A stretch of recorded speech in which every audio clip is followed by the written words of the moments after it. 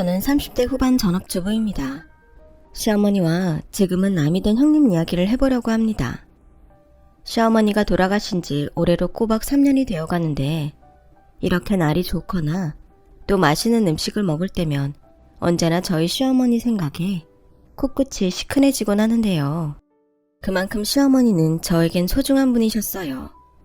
그에 반면 형님은 돈에 눈이 멀어 안타깝게도 그 외에 좋은 것은 보지 못하는 사람이었는데 그래서인지 저와는 그다지 맞는 부분이 없었던 것 같네요. 저는 돈도 돈이지만 언제나 사람들의 정이 그리웠거든요. 그렇다 보니 저에게 무한정 사랑을 주셨던 시어머니에 대한 좋은 기억이 많은데 좋은 기억이 많은 만큼 그리움이 커서 이렇게나마 시어머니에 대한 이야기를 해보려 합니다. 저는 가난한 집의 장녀였어요. 아버지가 일찍 돌아가셔서 친정엄마가 저를 포함 3남매를 홀로 키우셨기 때문이었죠. 게다가 변변한 기술이나 경력도 없던 엄마는 일자리 구하기부터가 쉽지 않았는데 새벽에 우유 배달부터 시작해 가사 도우미까지 당신이 할 수 있는 일은 닥치는 대로 하셨어요. 하지만 벌이가 그다지 좋지는 않았기에 그렇게 오래 일해도 생활은 좀처럼 나아지지 않았는데 그렇다 보니 맞이인 저는 어릴 때부터 철이 빨리 들었고 한가하게 공부나 하고 있을 바에는 동생들 돌보고 집안 살림을 도맡아서 하는 게 낫다고 생각했어요. 그럼 일하고 돌아온 엄마가 그나마 집에서는 조금이라도 빨리 쉴 수 있었으니까요. 하지만 아무리 철이 빨리 들었어도 제 또래의 평범하고 부모님의 사랑을 받는 친구들을 보면 그렇게 부러울 수가 없었는데요. 그렇게 어른이 된 저는 그때까지도 엄마와 함께 아직은 어린 동생들 뒷바라지를 하며 언젠가는 나도 남들처럼 누군가의 사랑을 받으며 행복한 가정을 꾸리고 싶다는 꿈을 키웠어요. 그러다 단골 가게처럼 자주 들르던 은행에서 지금의 남편을 만나게 되었죠. 혜영씨 오셨어요? 안 그래도 이번에 조건이 좋은 적금 상품이 나와서 연락드리고 싶었는데 이번 달에 만기되는 적금 있으시잖아요. 그걸 종잣돈으로 목돈 만들 수 있는 적금인데 혜영씨 생각이 나더라고요. 정말요? 제가 오늘 은행에 오길 잘했네요. 저는 그냥 점심시간이라 지나가다가 종훈씨가 생각나서 캔커피 하나 드리려고 들렀는데 아 그래요? 마침 제가 커피가 먹고 싶던 참이었는데 우리 통했네요. 그런가요? 저는 지난번에 종훈씨가 상담을 하도 잘해주셔서 고마웠거든요. 사실 제가 그때 남편에게 한 말은 거짓말이었어요. 솔직히 말하면 제가 남편을 보고 싶어서 적당한 핑계를 찾았던 거였거든요. 그리고 남편도 그런 제 마음을 아주 모르진 않다고 생각했는데 야 조혜영 너도 참 순진하다. 은행원이 너한테만 친절하겠냐? 다 자기 실적 올리려고 그러는 건데 괜히 홀랑 빠져서는 너 그러다 혼자 마음 다친다. 고백할 마음이라면 그만둬. 알아. 그냥 내 마음이 그렇다는 거지. 내 처지야 무슨 고백이야. 근데 좋아하는 마음은 자유잖아. 나는 뭐 사람 좋아하면 안 돼? 누가 안 된대? 괜히 그 남자도 널 좋아한다고 착각해서 실수하지 말라는 거지. 저는 그렇듯 은행원 남편을 혼자 짝사랑하고 있었어요. 그리고 친구의 말대로 언감생심 고백은 꿈꾸지 못했는데 뜻밖의 남편이 먼저 저에게 고백을 해왔어요. 저기 혜영씨는 주말에 뭐 하세요? 네? 저요? 네, 여기 혜영씨 말고 아무도 없는데 혹시 제 말에 놀라셨어요? 에이, 나는 혜영씨도 제 마음 아는 줄 알았는데 아니었나? 마음이요? 아니에요. 괜히 창피하네요. 못 들은 걸로 하세요. 아니에요. 저 주말에 시간 많아요. 진짜 많아요. 저는 남편의 갑작스러운 고백에 세상 전부를 다 가진 듯 기뻤어요. 혼자만 좋아하다 끝날 마음이라고 생각했는데 우리가 같은 마음이라는 것이 얼마나 기뻤는지 몰랐죠.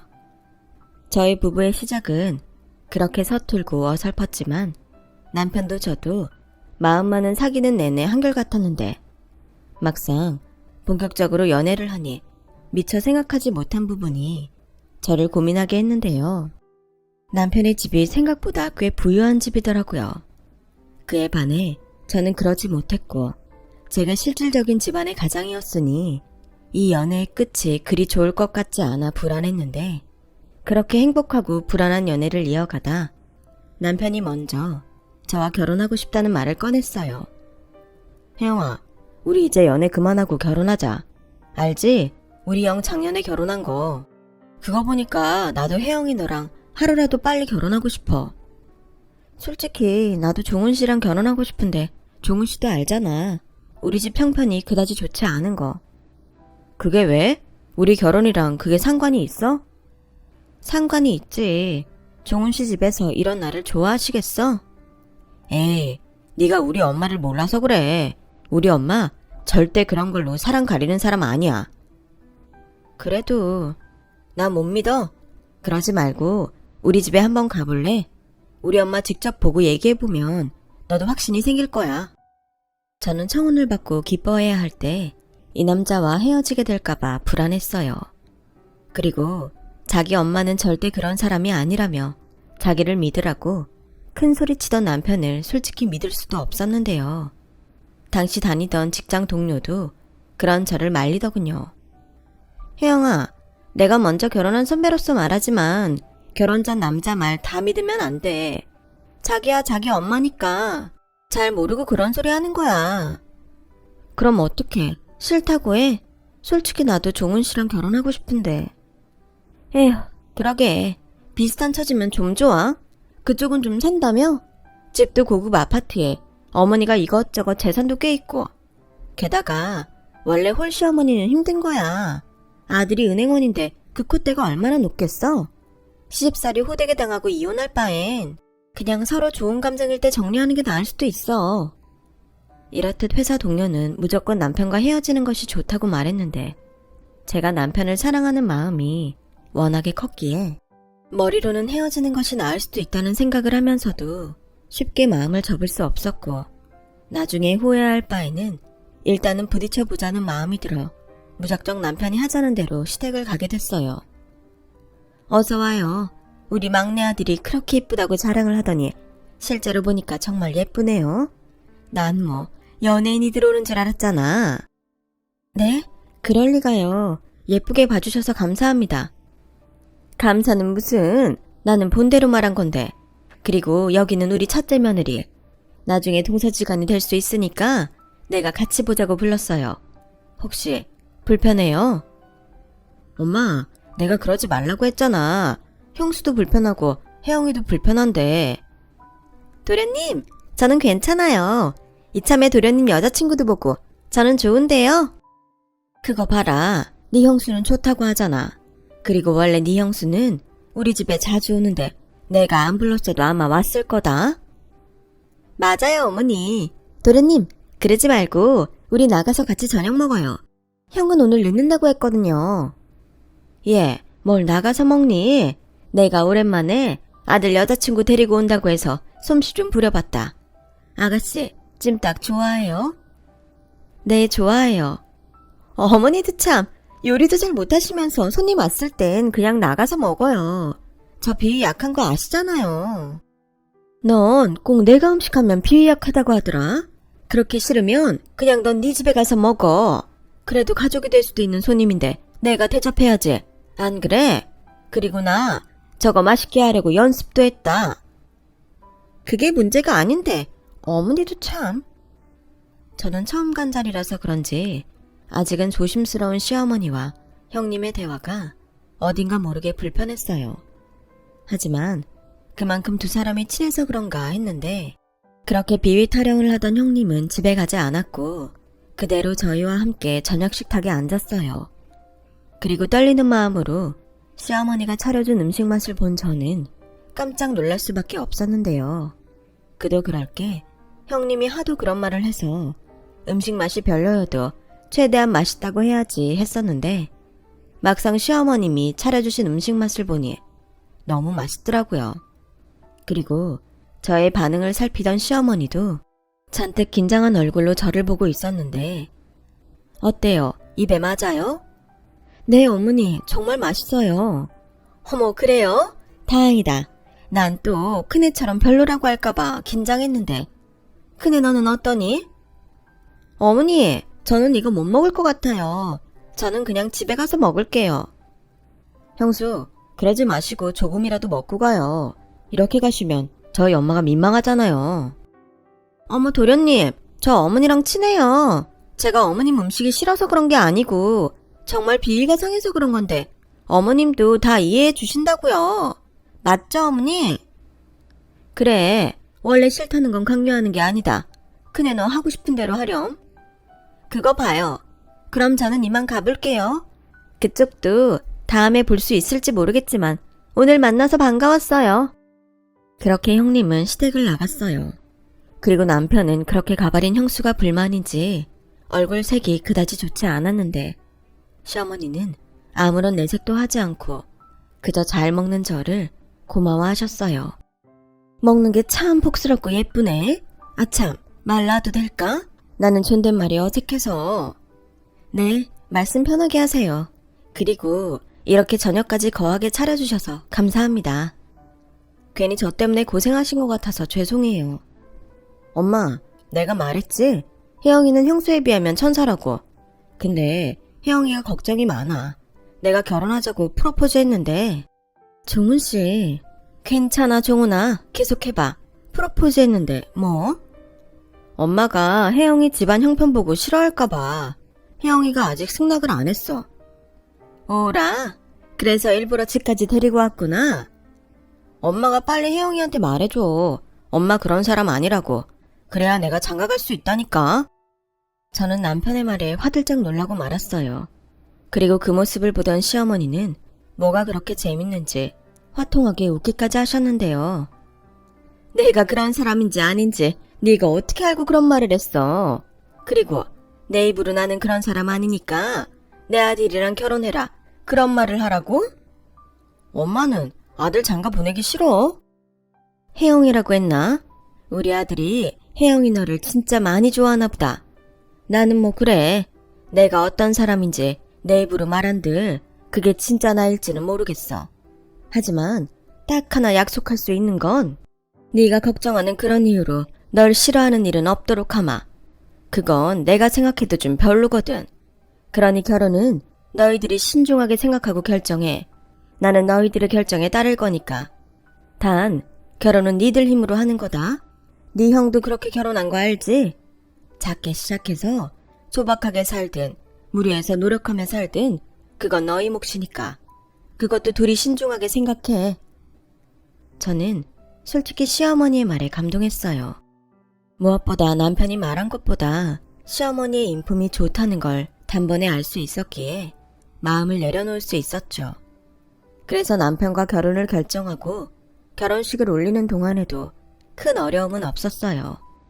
그리고 이젠 정말 가족이 된 저를 시어머니는 참 많이 예뻐해 주셨는데 그건 당신이 해준 음식을 제가 맛있게 먹기 때문이었어요. 어머님, 이 동치미 정말 어머님이 직접 담그신 거예요? 그렇다니까. 왜? 밖에서 사온 것 같아? 네, 이건 김치 장인이 만든 것 같아요. 가만 보니까 어머니 진짜 음식 잘하시는 것 같아요. 팔아도 될 만큼 맛있어요. 그러니? 나는 하도 큰애가 내 음식이 별로라고 해서 어디 내놓기가 창피했는데 너 정말 나한테 아부 떠는 거 아니고 맛있는 거 맞지? 그럼요. 제가 어머니한테 아부 떤다고 뭐 나오나요? 그리고 진짜 맛있지 않으면 제가 밥 2공기를 먹지 않죠. 요즘 다이어트 하는 중인데. 네가 무슨 다이어트를 해? 삐쩍 말랐구만. 아니에요. 요즘 어머님이 해주는 밥 먹고 저 5kg나 쪘어요. 이러다 종훈씨가 저 살쪘다고 싫어하면 어떡해요? 어머, 자기 와이프 살쪄서 싫다고 하는 남자가 그게 남자니? 그 새끼가 그러기만 해? 너 나한테 꼭 일러라. 아주 홍구멍을 내줄 테니까. 이렇듯 저는 시어머니와 정말 잘 지냈는데요. 그렇다 보니 자연스럽게 형님과는 보이지 않는 거리가 생겼어요. 그리고 한 번은 형님이 시어머니가 자리를 비우신 틈을 타 이런 말을 한 적도 있었어요. 동서는 가만 보면 진짜 여우야? 어쩜 그렇게 아부를 잘 떨어? 전생에 친일파였나? 아니면 조상 중에 친일파가 있어? 네? 형님, 그게 무슨 말이세요? 어머, 이 와중에 눈치도 없는 거야? 그러니까 내 말은 적당히 하라고. 동서가 아무리 아부를 떨어도 장남이 먼저고 맏며느리가 먼저야. 괜히 헛물 켜고 맘 상하지 말고 적당히 해. 막말로 동서는 나한테 잘 보여야 하는 거 아니야? 뭐가 현명한지 잘 생각해봐. 형님, 저는 형님이 지금 무슨 말씀을 하시는지 정말 모르겠어요. 그리고 저는 어머님한테 아부 떤 적 없어요. 그냥 어머님이 해준 음식이 맛있다고 한 것뿐인걸요. 바로 그거야. 난 비위가 상해서 못 먹겠던데 동서는 잘만 받아 먹더라. 그럼 같이 있는 나는 뭐가 돼? 저는 솔직히 형님이 비위가 상한다는 말도 이해가 안 가요. 저는 맹세코 정말 맛있거든요. 이거 봐. 동서, 어머님이 음식할 때 손 씻는 거 봤어? 그리고 음식 만지고 행주 만지고 또 음식 만지는데 그 음식이 퍽도 위생적이겠다. 난 그래서 어머님 음식 안 먹는 거야. 저는 형님의 말에 깜짝 놀랐어요. 설사 형님의 말이 맞다고 해도 저는 정말 아무 상관 없었거든요. 그리고 그렇게 시어머니 음식이 비위가 상한다면서 저보다 시댁에 자주 오는 형님의 마음도 저는 도무지 이해할 수가 없었는데요. 그러다 제가 결혼하고 1년 정도 지났을 무렵 드디어 그 이유를 알게 됐어요. 동서, 요즘 어머님이랑 많이 친해졌지? 혹시 금고에 대해 뭐 들은 거 있어? 금고요? 아니요, 그게 뭔데요? 그게 있잖아. 에이, 듣는 것보다 보는 게 빠르지. 동서 이리 와봐. 저는 그렇게 별로 친하지도 않는 형님의 손에 이끌려 시어머니가 쓰시는 안방에 들어갔어요. 그리고 그곳 장롱 안에서 금고를 보게 됐는데요. 형님이 그 금고를 보여주고는 저에게 이렇게 말했어요. 내가 있잖아. 동서 시집 올 쯤에 우연히 이 금고를 봤거든? 근데 여기에 금괴랑 통장이 수십 개가 있었어. 그래서 내가 다음날에 우리 그의 생일이랑 도련님 생일이랑 돌아가신 아버님 기일이랑 해서 다 눌러봤거든? 근데 하나도 맞지 않는 거야. 혹시 어머님한테 뭐 들은 번호 없어? 번호요? 그런 건 없었는데요. 저는 여기 금고 있는 것도 오늘 처음 알았어요. 그래? 정말 모른다는 거지? 나중에 딴소리 하기만 해. 형님은 그렇게 저를 못 믿는다는 듯 한동안 미심쩍은 얼굴로 쏘아봤어요.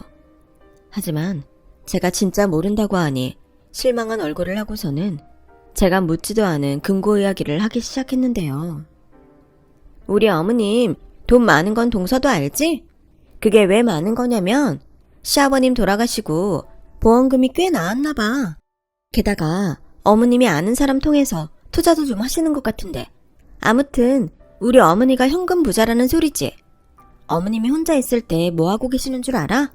이거 열어서 통장에 있는 돈 세고 있다고. 아, 네. 반응이 그게 다야? 동서는 안 놀래? 동서 금고 있는 거 몰랐다며? 네, 몰랐어요.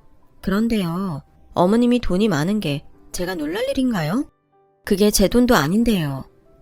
동서는 순진한 거니 아니면 순진한 척하는 거니? 됐다. 아무튼 어머님이 저렇게 돈이 많지만 어머님 돌아가시면 결국 그 돈이 누구한테 가겠어? 전부 장남인 우리 그이한테 가지 않겠어? 아, 그러겠네요. 그러니 동서는 괜히 닥쳤던 개 지붕 쳐다보지 말고 나한테 잘해. 어차피 동서가 그렇게 시어머니한테 잘 보이려고 아부를 떨어도 말로만 예뻐하시는 거지 실속은 하나도 없다고. 지금 이 금고도 그래. 나는 그래도 여기 금고가 있다는 건 알고 있었잖아. 근데 동서는 나 아니었음 이 금고 존재를 알 수나 있었을까? 이게 다 맏며느리인 나한테만 넌지시 알려주신 거야. 일부러 금고를 살짝 보여주신 거지. 여기에 금고가 있으니 내가 없거든 맞은 네가 알아서 해라. 뭐 그런 거 아니겠어? 형님은 결국 저에게 그 말이 하고 싶었던 것 같았어요. 그리고 제가 금고에 대해 알지 못하고 또 금고 비밀번호를 모른다는 것도 꽤 흡족해하고 있었는데 제가 별다른 반응을 보이지 않자 쐐기라도 박듯 이런 말을 마지막에 하더라고요. 그러니 동서 지금부터라도 나한테 잘해. 어머님한테 아부 떠는 거 차라리 나한테 하라고. 그럼 혹시 알아? 내가 유산 받고 동서한테 좀 떼줄지. 근데 형님, 자꾸 말씀 중에 어머님이 돌아가신다느니 유산 같은 말을 하시는데 그건 좀 듣기가 힘들어요. 어머님 지금 건강하신데 꼭 나쁜 마음 먹고 있는 것 같아서요. 어머, 지금 혼자서 착한 척 하는 거야? 그래, 동서는 혼자 착한 척 하다가 빈털터리로 살아. 나중에 후회하지 말라고. 저는 그날 그렇게 형님이 굳이 싫은데도 시댁에 꼬박꼬박 오는 이유를 알았어요. 그리고 그 이유를 알고부터는 형님이 더 인간적으로 별로였는데요. 더 별로인 건 저에겐 자기 속마음을 다 보이고는 뻔뻔하게 시어머니 앞에선 모르는 척 내숭을 떤다는 것이었어요. 하지만 그렇다고 한들 제가 시어머니한테 형님의 속내를 일러바칠 수는 없었죠. 괜히 저 때문에 집안 싸움이 일어나는 것도 싫었고 무엇보다 시어머님이 충격을 받을 것이 걱정되었기 때문이었어요. 그래서 오히려 제가 형님을 잘 감시해야겠다고 생각하며 시댁을 오고 갔는데 그러다 저희 친정에서 깜짝 놀랄 소식이 들려왔어요. 언니, 있잖아. 집에 큰일 났어. 왜? 무슨 일인데? 글쎄, 요 며칠 엄마가 몸이 좋지 않아서 오빠가 엄마 데리고 병원에 갔거든? 근데 검사 결과 엄마가 위암 상기래. 언니, 우리 이제 어떡해? 순간 막내 동생의 말에 저는 머릿속이 하얗게 되는 것 같았어요. 눈앞이 캄캄하고 손발이 떨리는데 아무리 말을 하려고 해도 목소리가 입 밖으로 나오지 않더군요. 또 앞서 말했듯 저희 친정은 경제적으로 여유가 없었기에 덜컥 돈 걱정이 먼저 들었는데 제가 하필이면 그때 결혼 후 회사를 그만둔 시점이라 남편한테 돈 얘기를 선뜻 하지 못했어요. 그렇다고 돈 때문에 엄마의 수술을 미룰 수는 없었기에 우선은 퇴직금과 붓고 있던 적금을 모두 해지했는데요. 남편이 은행에서 일을 하다 보니 생각보다 빨리 남편에게 적금을 깬 사실이 드러나고 말았어요. 이 바보야, 그렇다고 적금을 깨? 나한테 말을 하지. 그게 있잖아. 자기한테 친정에 돈 필요하다는 말은 정말 못하겠더라고. 그래도 내가 가진 돈으로 엄마 수술비는 어떻게 될 것 같아. 근데 문제는 다음이야. 수술만 받으면 될 줄 알았는데. 에휴, 됐어. 이제 혼자 걱정하지 마. 이 다음은 내가 어떻게든 할게. 그리고 다음부터는 나한테 제일 먼저 말해. 나 자기 남편이잖아. 알겠어. 미안해. 그리고 고마워. 남편은 그렇게 울먹이는 저를 꼭 안아주며 친정엄마 수술이 잘 됐으니 이젠 다 나은 거나 다름없다고 저를 안심시켜줬어요. 그 순간 제가 결혼 하나는 잘했다는 생각이 들었는데 다음날 그날도 엄마 병실에 있던 저에게 시어머니가 전화를 하셔서는 병원 로비로 내려오라고 하셨어요. 저는 시어머니의 전화를 받고 시어머니가 병원에 오신 것도 놀랄 일이었는데 제가 더 놀랄 일은 그 다음이었어요. 어머님, 여기 어떻게 오셨어요? 혹시 종은 씨가 저희 엄마 얘기를 하던가요? 그래. 아니 너는 이런 큰일이 있으면 나한테 상의를 하지 왜 혼자 끙끙 앓았니? 내가 종은이한테 소식 듣고 얼마나 마음 아팠는지 알아? 죄송해요. 근데 그때는 정말 아무 생각도 들지 않았어요. 그래. 네 속이 얼마나 애가 탔겠니? 시간 오래 뺏지 않으마. 이거 받아라. 저는 그렇게 시어머님이 건넨 작은 쇼핑백을 아무 생각 없이 받았어요. 그리고 먹을 거라도 사오셨나? 하면서 쇼핑백 안을 열었는데 쇼핑백 가득 돈 뭉치가 들어있어서 깜짝 놀라고 말았죠. 계좌로 보내야 하는데 내가 네 계좌를 몰라서 그냥 통장에 있는 돈 다 찾아왔다. 어머니, 그래도 이건 너무 많은데요? 많긴 뭐가 많아. 너 퇴직금에 적금 다 깼다며. 네 친정엄마가 그 사실 알면 얼마나 마음 아프겠니? 그리고 수술 끝났으면 항암도 해야 하고 네 동생들 아직 어리잖아. 그럼 생활비며 학비며 돈 들어갈 일이 태산인데 그 돈이 부족하지는 않으면 다행이지. 저는 시어머니의 말씀에 왈칵 눈물이 쏟아졌어요. 항상 집안에서 문제가 생기면 저 혼자 해결해야 한다는 그런 생각을 갖고 살았는데 남편도 그렇고 시어머니가 이렇게나 저를 생각해주니 저도 모르게 눈물이 쏟아지더라고요. 그리고 한동안은 그칠 수가 없었는데 그때 시어머니가 저를 꾹 안아주며 이렇게 말씀하셨어요. 많이 놀랐지? 엄마 수술 잘 됐으니까 금방 완치되실 거야. 지금은 울고 이따가 엄마랑 동생들 앞에서는 씩씩하게 굴어. 네가 맞이인데 든든하게 버텨야지. 근데 혜영아, 잊지는 마라. 네 뒤엔 종훈이도 있고 나도 있어. 그러니까 혼자 끙끙거리지 말고 언제든지 의지해. 며느리도 자식인데 네가 그러면 내 속은 어떻겠니? 언니, 정말 감사해요. 뭐라고 드릴 말씀이 없어요. 감사는 무슨? 가족끼리. 그리고 너 나랑 약속 하나 하자. 나한테 돈 받았다는 얘기 아무한테도 하지 마라. 종훈이한테도 하지 마. 이건 그냥 너랑 나랑 둘만 아는 비밀로 하자. 내 말 무슨 뜻인지 알겠지? 네? 그래도 어떻게 그래요. 이렇게나 많이 받았는데. 얘 좀 봐. 이러니 아직 네가 철이 없다는 거야. 이 돈 받았다고 종훈이한테 얘기하면 종훈이는 나한테 미안할 거고, 그리고 네가 네 엄마한테 말하면 사돈은 또 얼마나 마음이 불편하시겠냐. 환자는 마음이 첫째로 중요한데 불편한 마음으로 무슨 치료를 받아. 그리고 가장 중요한 사람, 이거 네 형님이 알면 안 된다. 알겠지? 시어머니는 그렇게 신신당부를 하고 병원을 나가셨어요. 병문안은 저희 엄마가 많이 호전되면 서로 웃는 얼굴로 하고 싶다고 하셨는데, 태어나 처음으로 나도 누군가의 그늘 밑에 있다는 생각이 들었어요. 따뜻하고 든든한 시어머님의 그늘이었죠.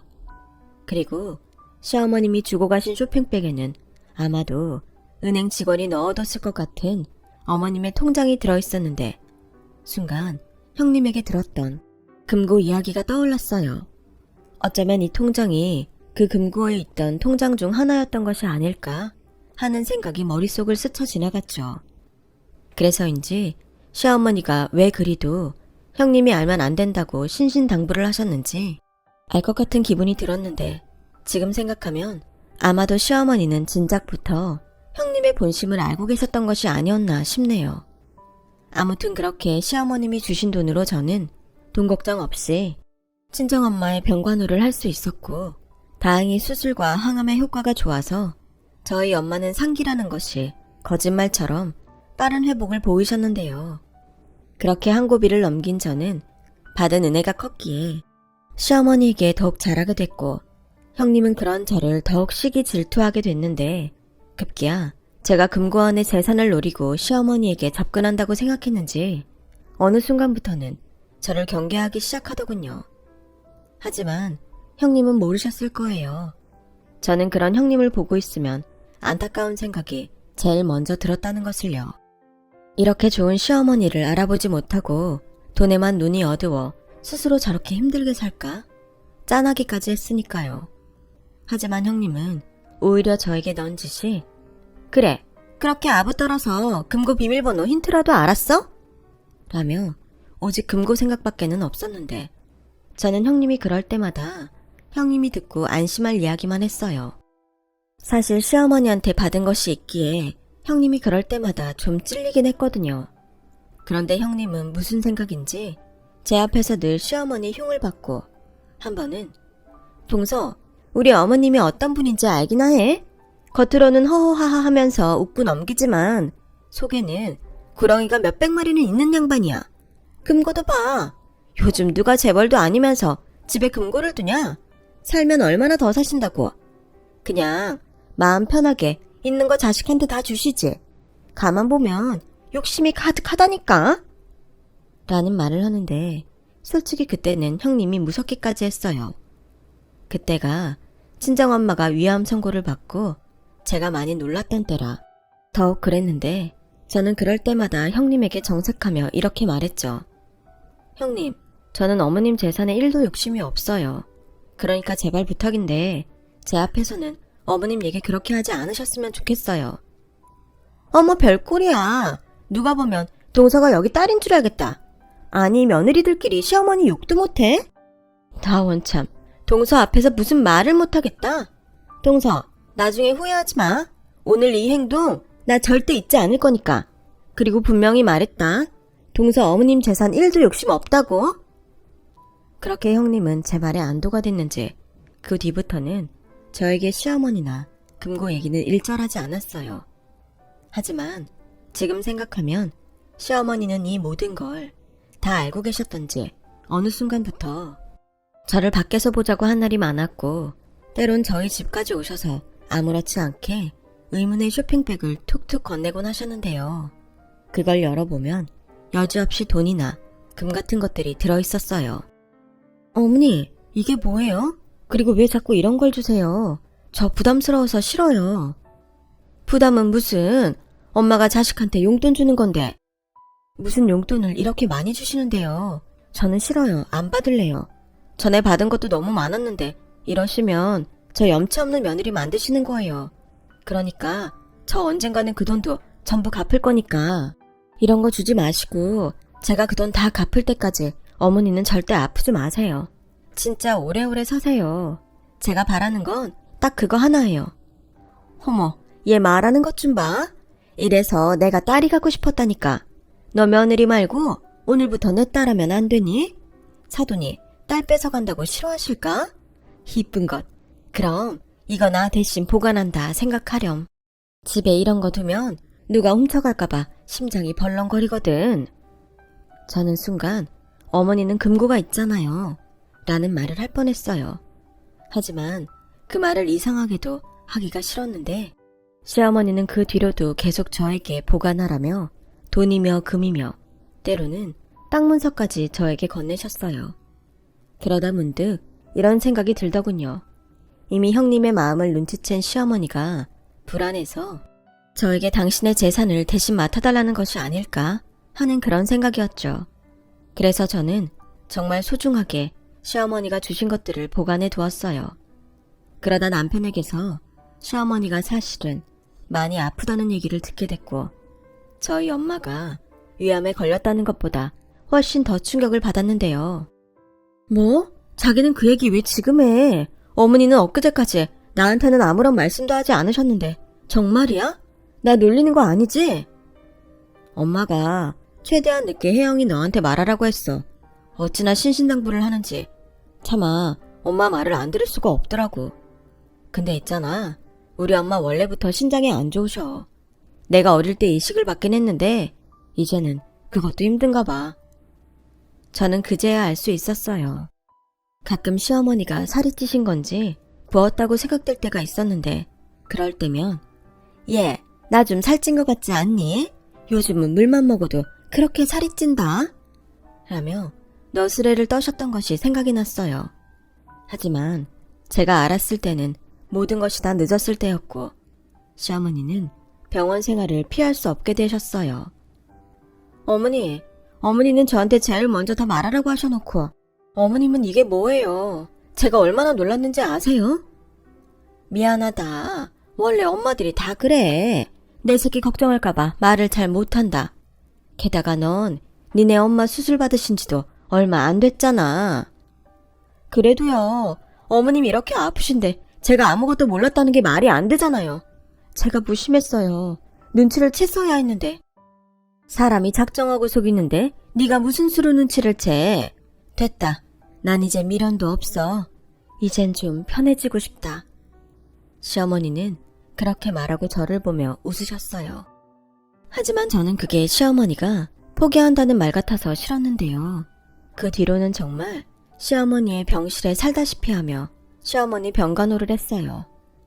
다행히 그때는 항암을 마친 친정엄마가 퇴원을 하셔서 동생이 친정엄마를 집에서 돌볼 수 있었고, 저는 저라도 신장 이식을 할 수 있는지 제가 할 수 있는 최선을 다했는데요. 시어머니는 그럴 때마다 싫다고 거부하셨어요. 얘, 아무리 내가 살고 싶어도 네 신장 떼서 연명하고 싶은 마음은 없다. 이식도 젊고 건강할 때 하는 거야. 나는 이미 한 번 하지 않았니? 그것도 쉬운 거 아니다. 그리고 네가 지금은 영원히 젊을 것 같지? 사람 늙는 거 그리 오래 걸리지 않아. 네 몸 아끼라는 소리야. 너 계속 그러면 나 병원 옮길 거고 너 못 오게 한다. 어머니, 그래도 제가 어떻게 손 놓고 있어요. 해볼 수 있는 건 다 해봐야죠. 난 지금이 좋다. 나도 혼자 너무 오래 살았잖아. 그래서 하는 말인데, 너 내가 준 것들 잘 보관하고 있지? 네, 그럼요. 어머님 물건 제가 하나도 빠뜨리지 않고 잘 보관하고 있으니까 걱정하지 마세요. 그래. 그리고 병원비도 니들 돈 쓰지 말고 그 돈으로 내라. 그리고 내가 만약에 죽거든 장례비도. 어머니, 저 그런 말씀하시면 화낼 거예요. 어머님이 그러셨잖아요. 환자는 마음이 첫 번째로 중요하다고. 근데 어머님은 왜 그렇게 부정적인 말만 하세요? 예, 죽는 게 뭐가 부정적이야. 아프지 않고 편하게 갈 수 있으면 그것도 복이다. 절대 그렇게 생각하지 마라. 알겠지? 그리고 그때도 말했지만 내가 너한테 전 재산 맡긴 거 절대 네 형님한테 말하면 안 돼. 알겠지?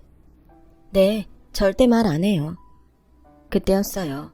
언제부터 저희 대화를 듣고 있던 건지 모를 형님이 시어머님 병실을 처음 찾아왔는데요. 행여 저와 시어머니의 대화를 들었을까봐 저희 두 사람이 얼마나 놀랐는지 몰라요. 형님, 오셨어요? 동서는 오늘도 여기 있구나. 우리 그이가 그러더라고. 동서가 맨날 어머님 병실에서 살다시피 한다고. 아, 네. 어머님이 걱정이라. 그네 왔니? 어째 너는 오랜만에 보는 것 같냐? 왜? 나 얼마나 사나 궁금해서 왔냐? 어머, 어머니. 무슨 말을 그렇게 서운하게 하세요. 제가 요즘 많이 바빠서 미처 못 온 거예요.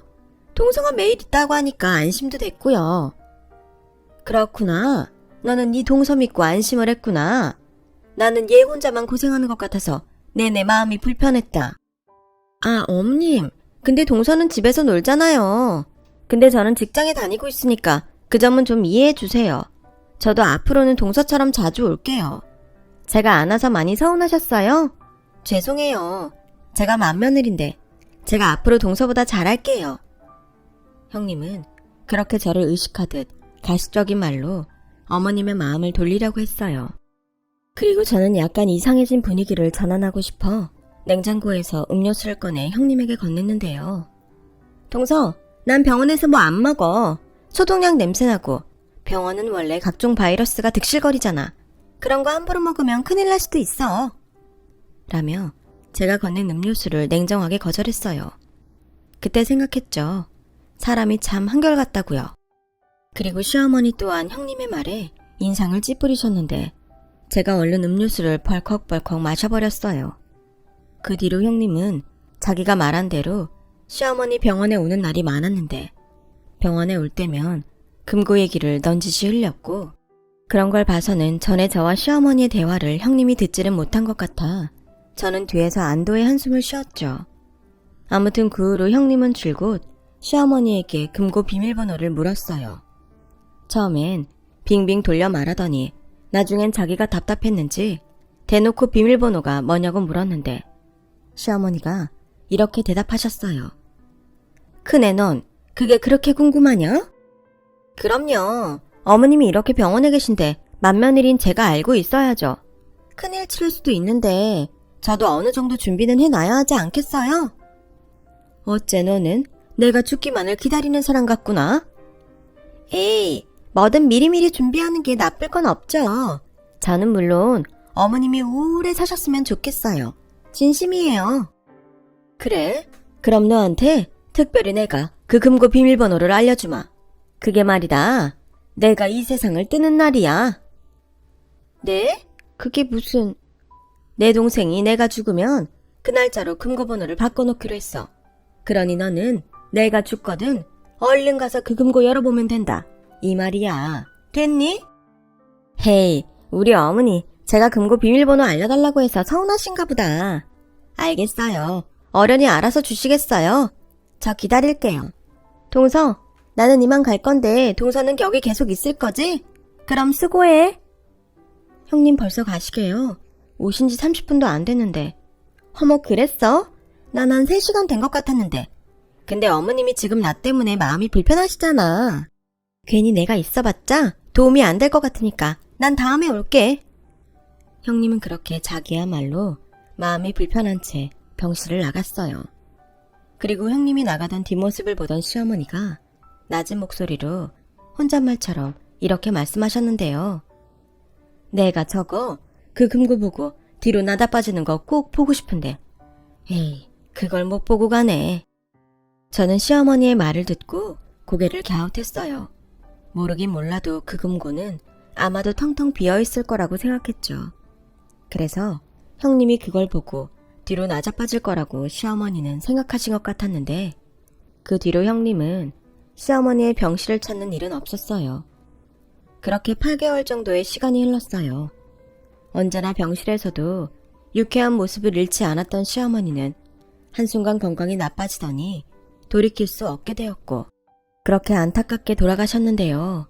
그리 긴 시간을 함께하지 못했지만 저는 한없이 저에게 따뜻하고 많은 것을 베풀어준 시어머니가 떠나셔서 심한 우울증을 앓게 되었어요. 하지만 그런 저와 다르게 시어머니가 돌아가시던 날 금고문을 열어본 형님은 시어머니 말처럼 나자빠지고 말았다는데요. 텅텅 비어있다고 생각한 금고에는 가족들 앨범만이 덩그러니 있었다고 하더군요. 이 망할 할망구? 날 가지고 놀았어? 여기 있던 통장이랑 금괴 다 어디 갔는데? 혹시 요망한 동서가 벌써 빼돌린 거 아니야? 그렇게 길길이 날뛰던 형님은 슬픔에 잠겨 우울증으로 매일 울고 있던 저를 찾아와 어머님 재산이 다 어디 갔냐고 따지듯 물었고 저는 시어머니의 당부대로 아무것도 모른다고 잡아댔죠. 그 뒤 형님의 행동이 정말 가관도 아니었어요. 그렇게 돈 많은 척 쇼를 하다니 결국 다 뻥이었어? 앨범? 앨범이 뭐가 소중하다고 금고에 비밀번호까지 잠가놔? 사람 놀리는 것도 아니고 내가 비밀번호가 자기 죽는 날이라고 할 때부터 이상하다고 생각했다고. 설마 당신은 미리부터 알고 있었던 거 아니야? 당신 지금 뭐라고 하는 거야? 난 엄마한테 그런 금고가 있다는 것도 몰랐어. 그리고 그러거나 말거나 엄마 돌아가신 지 얼마나 됐다고 이 난리야? 당신이 그러고도 맏며느리야. 맏며느리 좋아하네. 이런 빈털터리지 맏며느리 줘도 안 갖는다. 됐고 어머니 아파트라도 팔아서 우리가 챙겨. 당신이 장남이잖아. 그럼 그 정도는 챙겨도 되는 거 아니야? 당신 그것밖에 안 되는 사람이었어? 그럼 그동안 우리 엄마한테 잘하려고 했던 것도 다 꿍꿍이가 있어서였네? 그래, 막말로 받을 건 받아야지. 당신 어머니 우리 결혼할 때 땡전 한 푼 보탠 것도 없으시잖아. 그리고 당신이 형제가 없는 것도 아니고 저 여우 같은 동서가 어머님 옆에 착 달라붙어서 가진 아양을 떠는데 내가 어떻게 가만히 있냐? 그때였어요. 원래 화도 잘 내지 않는 아주버님이 지갑에서 자기가 갖고 있던 돈을 모두 형님 얼굴에 던져버렸는데요. 그러고는 무서운 얼굴로 이렇게 말씀하셨어요. 네가 좋아하는 돈 가지고 내 눈앞에서 꺼져. 내가 지금껏 너 같은 미친년이랑 살았다는 게 소름 끼친다. 이혼해. 이혼? 그래, 이혼해. 그럼 아파트 팔아서 나 위조료 주고 이혼해. 그럼 되잖아.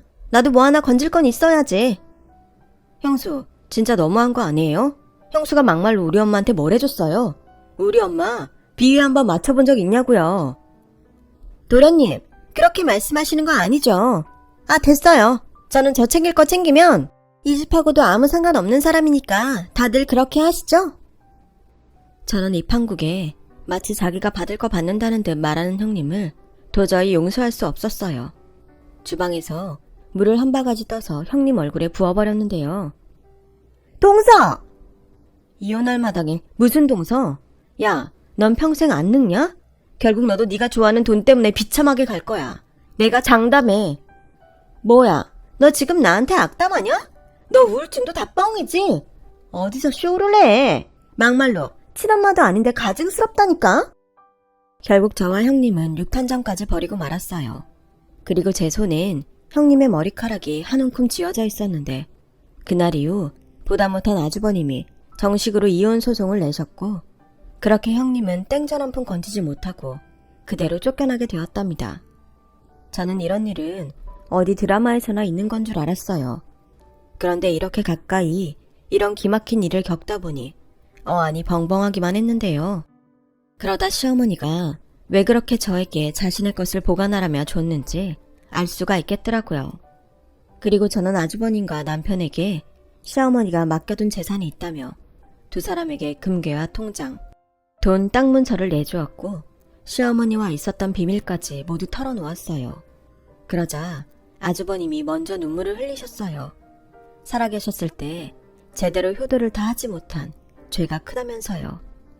그리고는 그 재산도 모두 필요 없다고 저에게 계속 보관하면 좋겠다고 하셨는데 저는 그럼 보관만 하겠다고 지금까지도 그 돈을 고스란히 금고에 두고 있네요.